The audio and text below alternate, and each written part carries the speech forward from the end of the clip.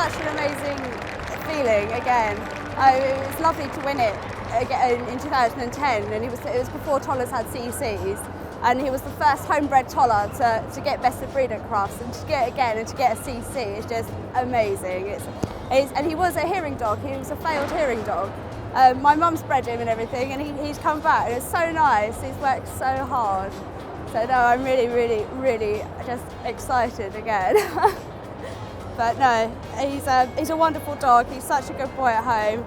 He's such a happy, bubbly boy, and my mum has done tremendously well because she does also help compete and do these dogs throughout the year, but she doesn't like running around the ring. And I did used to do lots of handling, and I used to do so much more showing, and I can't believe how amazing it's been in the last few years. Just her kennels taking off, the breed, and she's been in the breed good 10 years, and she's done everything by the book, and I'm so glad it's paying off. I'm so glad everything's going right for her.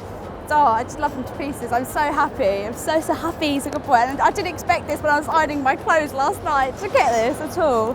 No, I'm just absolutely over the moon. So, you're a good boy, Cha.